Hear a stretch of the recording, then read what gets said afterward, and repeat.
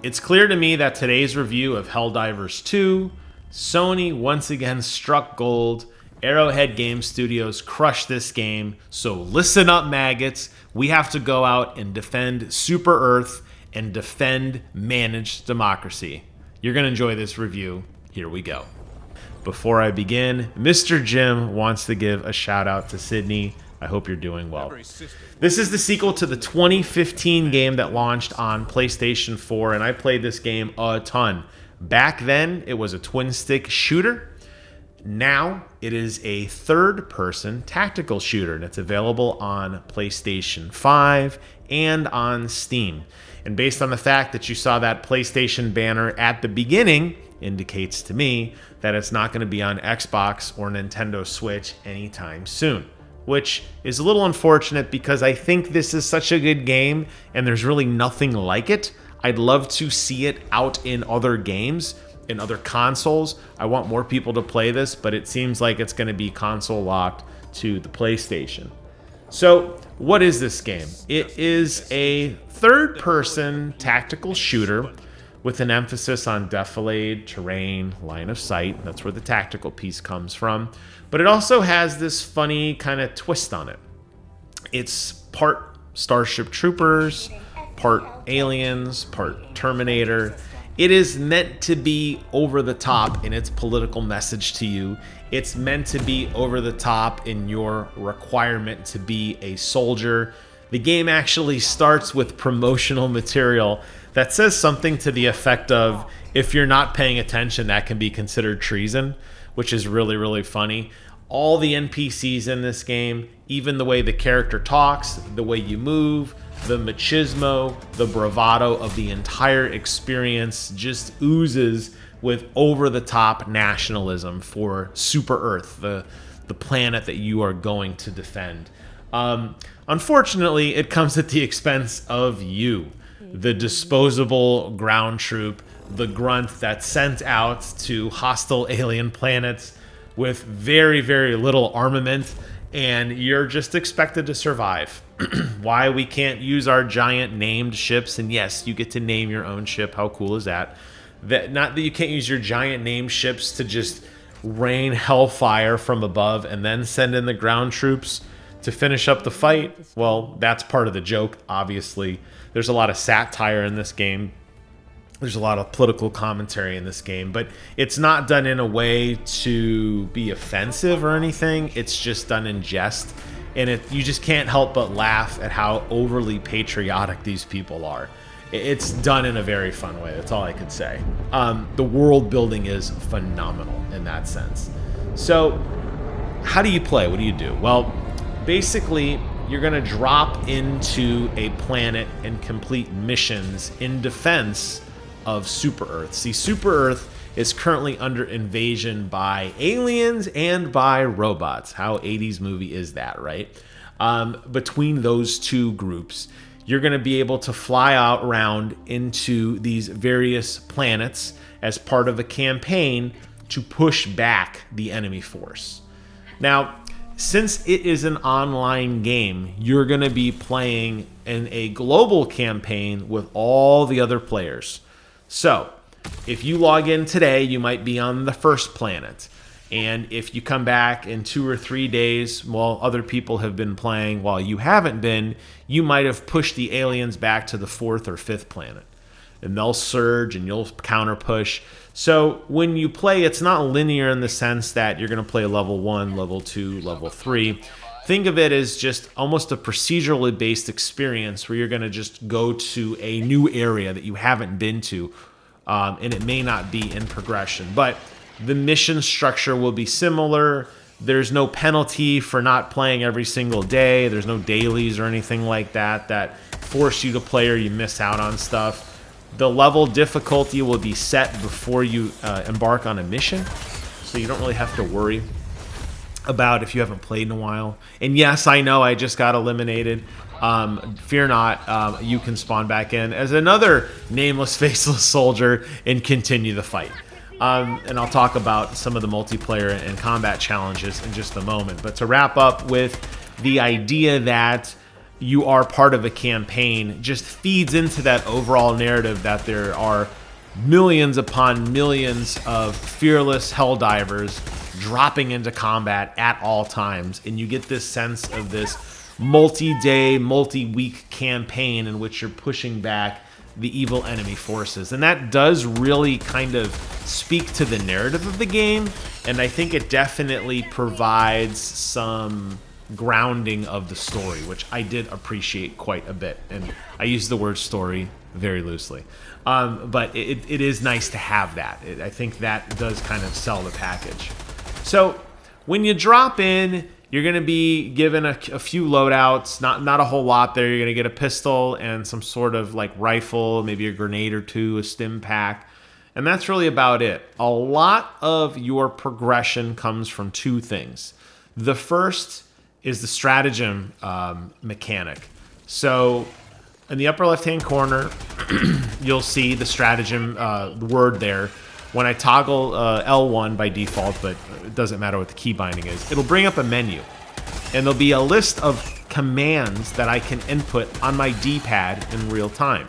So while I'm fighting enemies, while I'm reloading, while I'm running, while I'm climbing over hills, while I'm engaging in a mission, I'll be able to hold down the L button and enter a command on the D-pad. This does add a sense of tension. The more advanced armor and the more advanced the gear requires more D-pad presses, essentially. And what it will do is something will drop in. My ship flying above will drop down some sort of armament or some sort of weapon or some sort of tactical advantage that I can use in combat so that I can continue to progress the fight.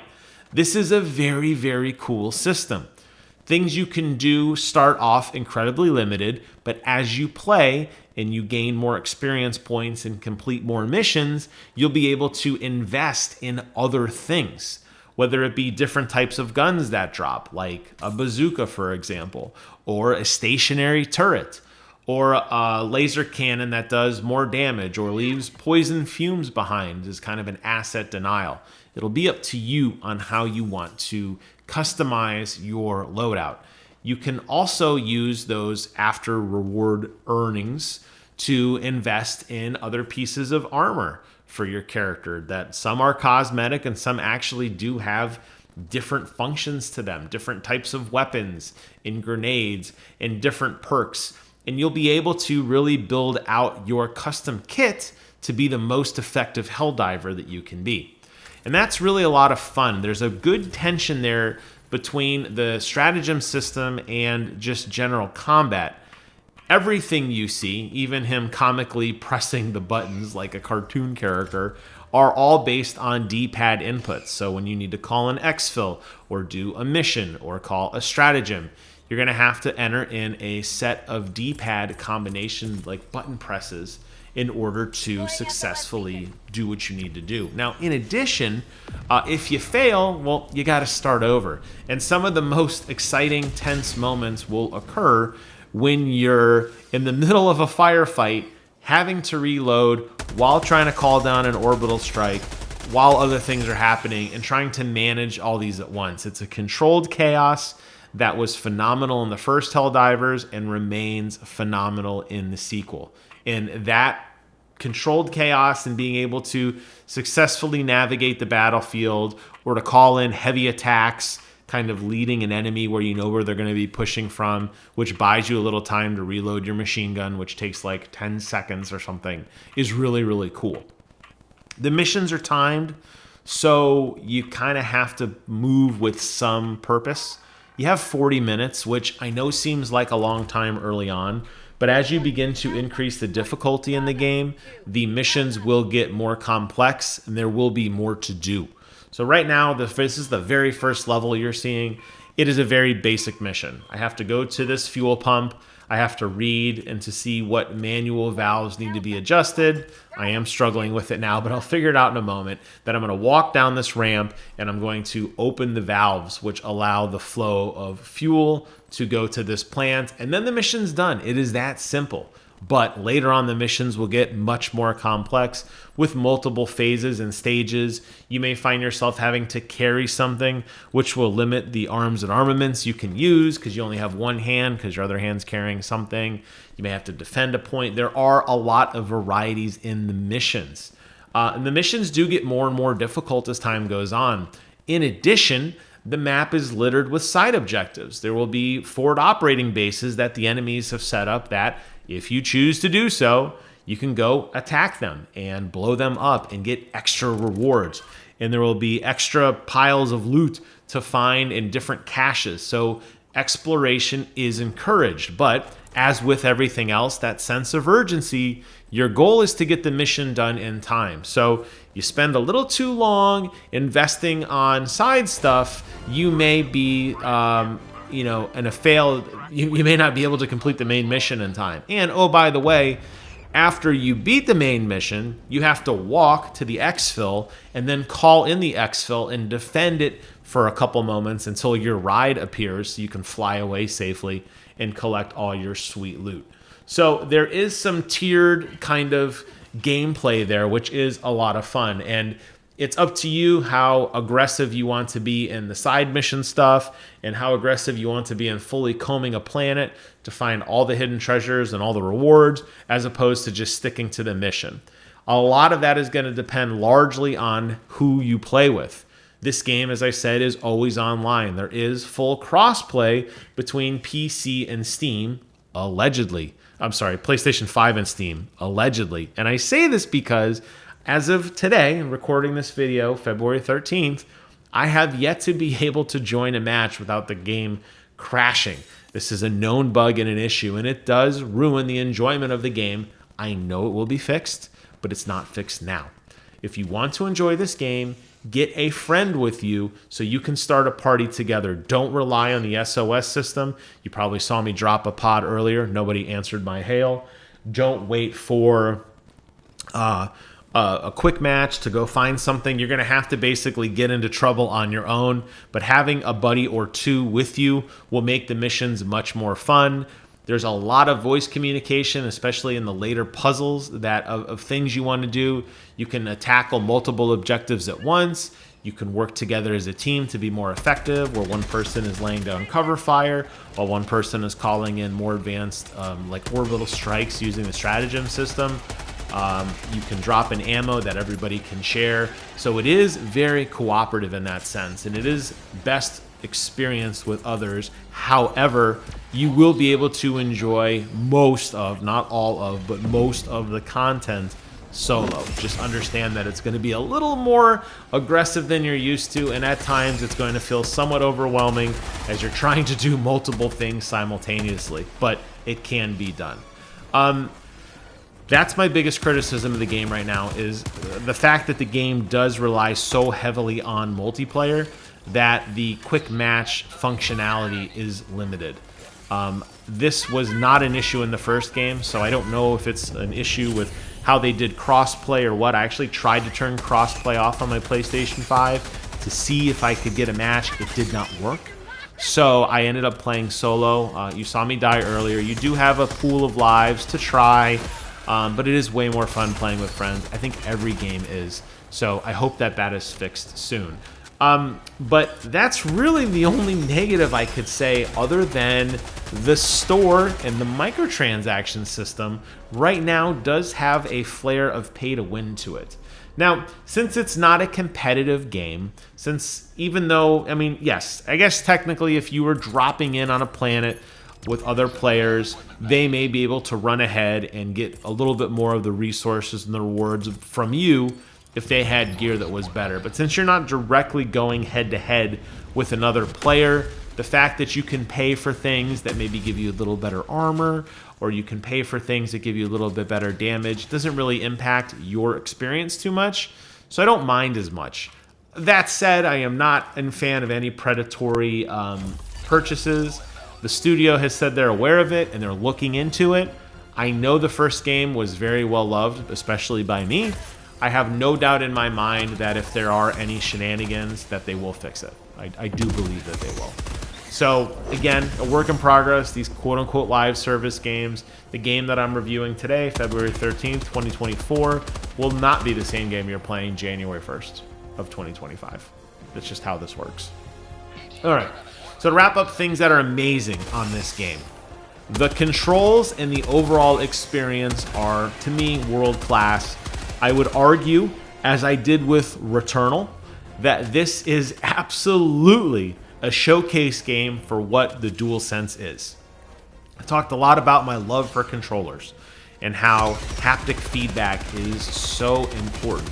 When you are shooting the various guns, whether it be a big heavy machine gun, a rocket launcher, or something smaller like your sidearm, the vibrations in the controller, the feel, the aiming, the heft, the reloading frequency, the sounds that are coming out of the controller, all really put you in that experience.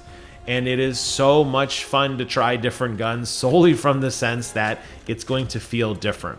The way that you run and tactically slide and lay down for cover, and the way that you kind of move around in the world is master class. This is such a polished game, and I really feel like Sony spent a ton of time with the developer of this game, Arrowhead Game Studios, to polish this experience. And it is, I play a lot of shooters, guys. I mean, I've played a ton of shooters, a lot of first person, a lot of third person. This is one of the best controlling games ever. If you liked Returnal and you like that smooth, fluid gameplay, and you like the response of the controller, and you like the haptic, especially with the Pro Edge controller, you're going to absolutely fall in love with this game just by moving around. It is that great. The 3D audio actually works incredibly well too. I know that Sony doesn't really embrace 3D audio much anymore. I still like to try it, even though I typically turn it off when I'm playing with my current setup. But whether I'm playing with my soundbar or my headphone setup, this game sounds amazing. The way the music flares up and you triumphantly return from battle or being down in some desolate alien planet with smoke and mist as you're shooting your way through hordes of enemies, whether they be robots or whether they be little alien bugs. There are tons and tons of really exciting moments, and that's why I can't recommend this game enough. I love Helldivers 2. I think it's an absolute purchase, even with the limitations I already said. I know they will be fixed. I know they will make the game better. And to wrap up this video, as every mission ends, good or bad, the music starts to flare up, the bravado begins. You feel like you've done a good job as rewards roll in and experience rewards in. You get to stand there on your bridge and you get all your experience and your points, and then you immediately turn around and go to your equipment menu and begin to buy new abilities to make the next mission even better.